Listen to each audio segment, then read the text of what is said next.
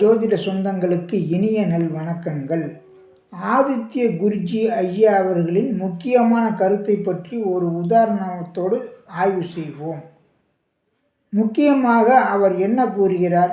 சுபத்துவம் பாவத்துவம் என்பது பல்வேறு ஜோதிட மூல நூல்கள், முக்கியமான நூல்களில் ஆங்காங்கே கூறப்பட்டுள்ள முத்துக்களை தேர்ந்தெடுத்து கோர்த்து உங்களுக்கு மாலையாக கொடுக்கிறேன் என்று கூறுகிறார்.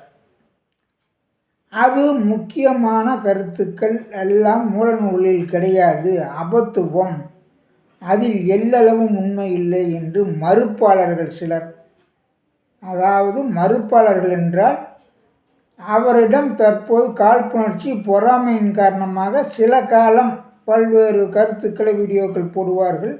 ஆனால் அவர்களே சற்று நிதானித்து ஆய்வுகள் மூலம் அறிந்த பின்பு உண்மையை உணர்ந்து அமைதியாகி விடுவார்கள் என்று அவர் கூறுவது முற்றிலும் உண்மையாகும்.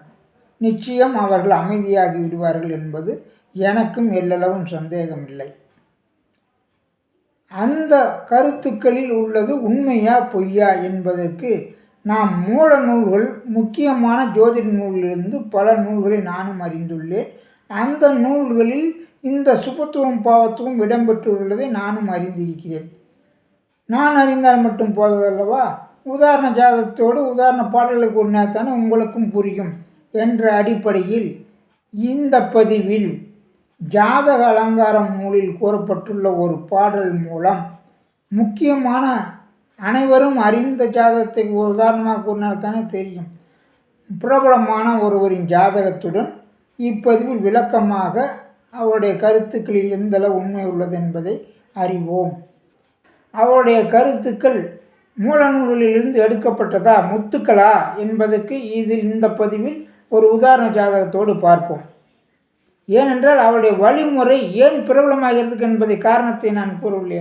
காரணம் என்னவென்றால் அவருடைய வழிமுறைகள் மிகவும் எளிதான முறைகள், தெளிவான முறைகள், துல்லியமான முறைகள், உறுதியான பலன்களை எடுக்க முடிகிறது. பலன் எடுக்க எது அவசியமோ, பலன்களை எளிதாக, உறுதியாக, உண்மையாக, துல்லியமாக கூற எந்த வழிமுறைகள் அவசியமோ அவைகளுக்கு மட்டுமே முக்கியத்துவம் கொடுத்து சுபத்துவம் பாவத்துவம் ரீதியில் பலன்களை உறுதி செய்ய முடிகிறது என்பதால் தான் இந்த சுபத்துவம் பாவத்துவம் நிலையாக நிற்கும். பல்வேறு ஜோதிடர்களும் இதை பயன்படுத்தி வருவதும் உண்மையாகும். மறுப்பவர்களும் பலரும் பயன்படுத்தி வருவதும் மறுக்க முடியாத உண்மையாகத்தான் இருக்கிறது. எனவே அந்த ரீதியில் இந்த பதிவில் நாம் முக்கியமாக ஒரு பாடலை பார்ப்போம். அதாவது ஜாதக அலங்காரம் என்றது முக்கியமான ஒரு ஜோதிட நூல் என்பதை அனைவரும் அறிந்திருப்பீர்கள். அந்த நூல்களில் பல படங்களில் பல பாடல்களில் சுபத்துவம் பாவத்துவம் இடம்பெற்றுள்ளது. ஒரு பாடலைத்தான் உதாரணத்துக்கு எடுத்துள்ளேன். அந்த உதாரணத்துக்கு எடுத்துள்ள பாடல்களுக்கும் உதாரண ஜாதகமாக மாண்புமிகு மதிப்புக்குரிய தற்போதைய முதலமைச்சர் மு.க. ஸ்டாலின் அவர்களின் ஜாதகத்தையே ஆய்வு செய்ய உள்ளோம்.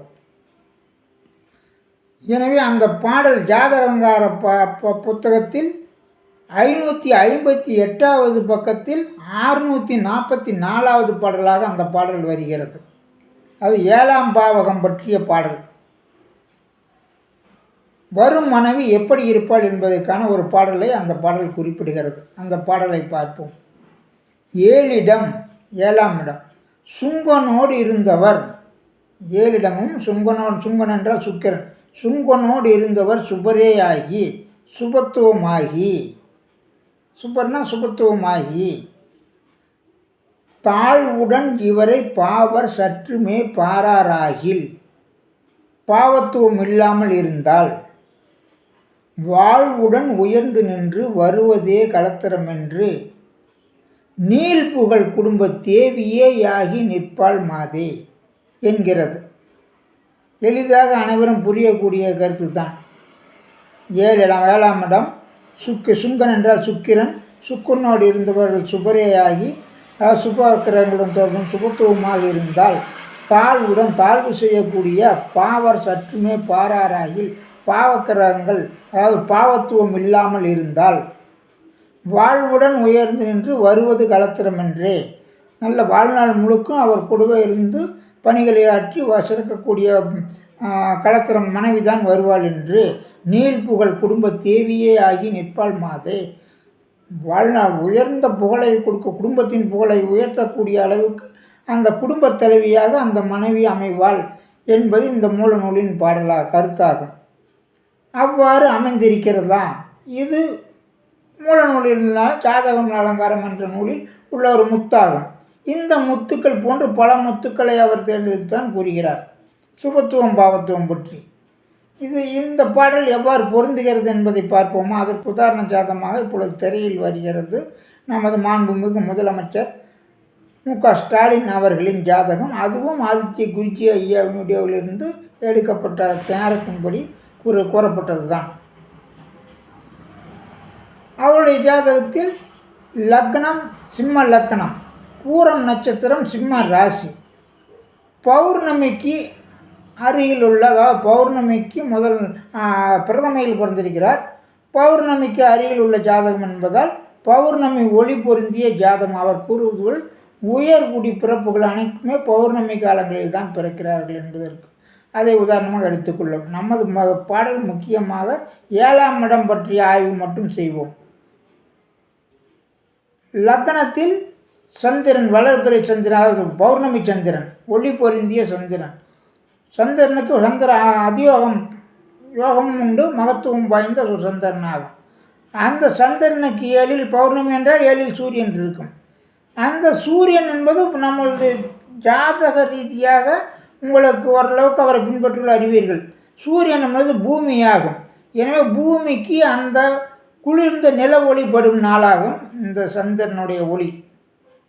எனவே சூரியன் சந்திரனுடைய ஒளியை பற்றி சுபத்துவமாகத்தான் இருக்கிறார்.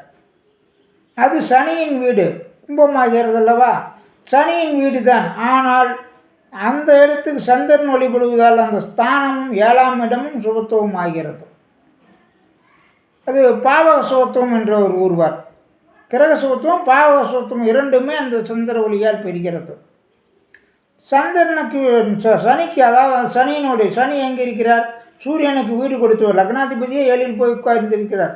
அப்போ ஜாதகர் மனைவியின் பெருமைகளை பெறக்கூடியவராக அவர் மனைவி அமைவாள். மனைவியால் பெருமை அடையக்கூடியவர். அந்த விதத்தில் 7க்குரியவர் சனி 3இல் உச்சமாகி துலாமில் சுக்கிரனுடைய வீட்டில் இருக்கிறது, சுபர் வீட்டில் இருக்கிறது. சுபர்களான 9இல் யார் இருக்கிறார்? குருவும் சுக்கிரனும் பார்க்கிறார்கள். முழு சுபத்துவம் அடைகிறது சனி. சுக்கிரன் வீட்டில் குரு சுக்கிரனும் தொடர்புடன் இருப்பதால் சனி முழு சுபத்துவம் அடைகிறது. சுங்கன்னா சுக்கிரன் கூட யார் இருக்கா? குரு இருக்கார். பாடல் சரியாக போச்சுங்களா? 7ஆம் இடம் சந்திரனுடைய பார்வையில் சுபத்துவமாக இருக்குது. சூரியனுங்கிறது பூமி தான். அதனால் சந்திர அதியோகத்தில் அந்த இடம் சுபத்துவம், அந்த ஸ்தானமும் கிரகமும் சுபத்துவமாக இருக்குது. அதே போல் சுங்கனோடு இருந்தவர் சுபரேயாகி, சுங்கனோட முழு சுபக்கிரகமான குரு உட்கார்ந்துட்டார். சுங்கனோடு இருந்தவர் சுபரேயாகி தாழ்வுடன் இவரை பாபர் சற்றுமே பாராராகில். ஆனால் சனி பார்க்குது. ஆனால் சனி எப்படி இருக்குது? சுபத்துவமான சனி. அவருக்கு அசுபத்தன்மையினுடைய பார்வை அமைப்பு இல்லை. எனவே எந்த முழு அசுப கிரகத்தினுடைய பார்வையும் சுக்கரனுக்கோ 7ஆம் இடத்துக்கோ படலை. அதுலேயும் உச்சனுடைய வீட்டில் இருக்கிற கிரகங்கள் உயர் பலனை தரும் என்பது அடிப்படை ஜோதிட விதியாகும். அந்த விதத்தில் 7ஆம் இடம் சிறப்பு பெறுது. சூரியனுடைய திசையிலும் சிறப்பு பெறும். அந்த விதத்தில் பார்க்கும்போது 7ஆம் இடம், 7ஆம் அதிபதி, 7ஆம் இடத்திற்கு காரகனான சுக்கிரன், இவர்கள் மூவருமே குருவினுடைய சுபத்தன்மை பெற்ற சந்திரனுடைய பார்வையிலும் சுபத்துவம் ஆகிறது. பாடல் சரியாக பொருந்திருச்சிங்களா? 7ஆம் இடம் சுங்கனோடு இருந்தவர் சுபரேயாகி தாழ்வுடன் இவரை பாபர் சற்றுமை பாராராகி வாழ்வுடன் உயர்ந்து நின்று வருவது கலத்திரம் என்று அவருடைய இப்போ ஸ்டாலின் மனைவி பற்றி சொல்லவே வேண்டியதில்லை. ஊரறிந்த பெருமைக்குரியவர். ஆன்மீக வழிகளில் குடும்பத்தின் ஒரு குடும்பத் தலைவி எவ்வாறு புகழுடன் இருக்க வேண்டும் என்பதற்கு அவர் ஆற்றும் பணிகளும் அவருடைய பண்புகளுமே உதாரணமாகும். எனவே அப்படி ஒரு மனைவி அமைவதற்கு இந்த அவருடைய ஜாதக அமைப்பு தான் காரணம். இந்த அருமையான முத்தை நமக்கு நம் ஜாதக அலங்காரம் போன்ற நூலிலிருந்து இவர் கோர்த்தெடுத்து சுபத்துவம் பாவத்துவம் பற்றி கூறியுள்ளார் என்பதில் இப்பொழுது எல்லளவும் யாருக்கும் சந்தேகம் இருக்காது. பல பாடல்கள் இது போன்று இருக்கிறது. ஒவ்வொரு உதாரணமாகத்தான் ஒரு உதாரண ஜாதகத்துக்கூட தான் பல விளக்கம் அளிக்க முடியும். எனவே இந்த மூல நூல்களிலிருந்து அவர் தேர்ந்தெடுத்து பொறுக்கி எடுத்த ஒரு முத்து இந்த உதாரண ஜாதகம். அதற்கு உதாரணம் உயர்நிலை குடியிருந்த நமது மாநில முதல்வர் ஐயா அவர்களின் ஸ்டாலின் ஐயா அவர்களின் ஜாதகத்தையும் அவருடைய மனைவியின் புகழை பற்றியும் அனைவரும் அறிந்த உண்மையால் மேலும் நாம் தெளிவாக விளக்க வேண்டிய அவசியமில்லை என்பதாலும் சுருக்கமாகவே ஓரிரு வதியில் கூறிக்கொள்கிறேன்.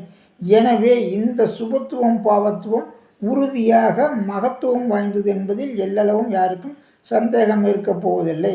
இந்த சுபத்துவம் பாவத்துவம் இது போன்ற அருமையான பற்பல முத்துக்கள் அடங்கியது என்பதை இன்னும் பல ஆய்வுகள் செய்யவும் என்னால் முடியும்.